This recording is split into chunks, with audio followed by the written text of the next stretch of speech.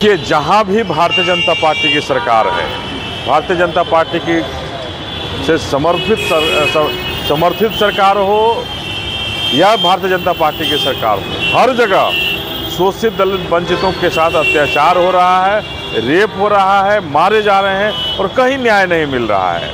ये ऐसा लगता है कि आरएसएस का मानक, आरएसएस का हनक इतना बिगड़ गया है जो सामंतवाद और मनुवाद के बोल पर फिर से ये हावी करना चाहता है, फिर से आगे बढ़ना चाहता है। अम्बेडकरवाद भारी नहीं होगा जब तक बाबा साहब के लोगों को आगे नहीं आएंगे अपने बाबा साहब के संविधान को बचाने, तब तक ये मनुवादी और सामंतवादी जो सोच वाले जो लोग हैं, ये ऐसे ही सर चढ़ कर बोलते रहेंगे। इनको फन को कुचलने के लिए अम्बेडकरवाद को आगे लाना होगा, जगदेव बाबू के सपनों को आगे लाना होगा। ये समाज का कुत्सित विचारधारा है और एक ऐसी विचारधारा कि सांसद पर हमला हुआ कोई नहीं बोल पा रहा है, उसकी पार्टी के लोग नहीं बोल पा रहे हैं। इसी से समझिए कि क्या सोच है, क्या संदेश देना चाह रहे हैं लोग। बाबू जगदेव साहब की जयंती मनाई जा रही है, आज आप माल्यार्पण किए हैं, क्या संदेश देंगे सर? देखिए, जगदेव बाबू को हमारे बिहार का लेनिन कहा जाता है, जिन्होंने बिहार में सामंतवाद, मनुवाद के खिलाफ बिगुल फीका और मंत्री रहते जिनकी हत्या हो गई, उस बड़े शख्सियत का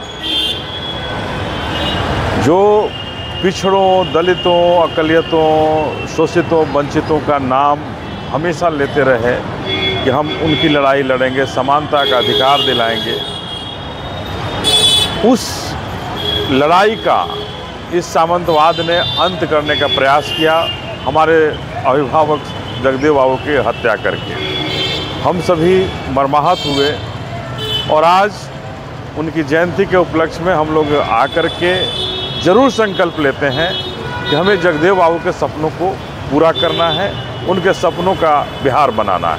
तो बाबू जगदेव कहा करते थे पहली पीढ़ी जो है मारी जाएगी, दूसरी पीढ़ी जेल जाएगी और तीसरी पीढ़ी राज करेगी। तो क्या लगता है अब राज करने का वक्त आ गया है सर?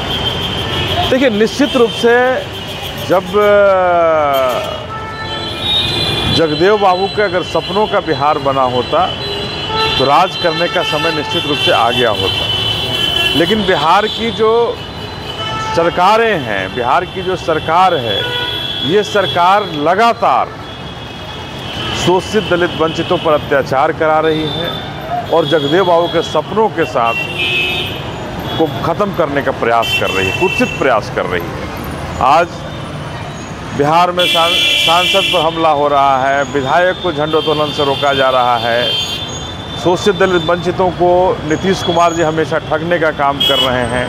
तो ये तमाम वो प्रयास हैं जो शोषित दलित वंचितों के खिलाफ हो रहा है, जिसकी लड़ाई बाबू जगदेव बाबू ने लड़ी थी, जिनको समानता का अधिकार दिलाना चाहते थे। उस लड़ाई को ख़त्म करने का प्रयास, उस समानता के अधिकार को नहीं दिलाने का प्रयास, ये कुत्सित प्रयास ये डबल इंजन की सरकार कर रही है। जिन लोगों ने बाबू जगदेव के ऊपर हमला किया था, उनकी हत्या करी थी, कहीं ना कहीं उनके बेटे जो नागमणि कुशवाहा है, उन्हीं तत्वों के साथ देखे जाते हैं, क्या कहेंगे सर? देखिए, मैं उन पर कोई टीका टिप्पणी नहीं करना चाहता हूँ कि आज हम जयंती मना रहे हैं जगदेव बाबू के, एक महान शख्सियत थे और जिन्हें लेनिन की उपाधि दी गई थी।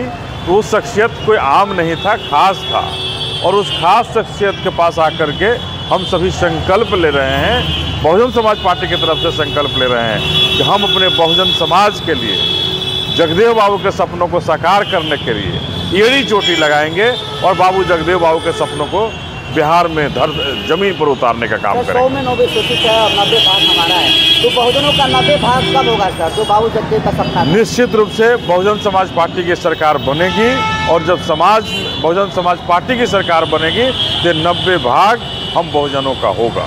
उत्तर प्रदेश के अयोध्या में एक दलित बच्ची के साथ जगह में अपराध हुआ है, रेप हुआ है, राहुल गांधी का ट्वीट है, बड़े बड़े नेता ट्वीट कर रहे हैं, अवधेश पाटिल जो अयोध्या के सांसद हैं वो रो रहे हैं। क्या कहेंगे सर, दलित बेटी के इस तरीके से दुष्कर्म हुआ है, क्या कहेंगे आप? देखिए, जहाँ भी भारतीय जनता पार्टी की सरकार है, भारतीय जनता पार्टी की से समर्थित सरकार हो या भारतीय जनता पार्टी की सरकार हो, हर जगह शोषित दलित वंचितों के साथ अत्याचार हो रहा है, रेप हो रहा है, मारे जा रहे हैं और कहीं न्याय नहीं मिल रहा है।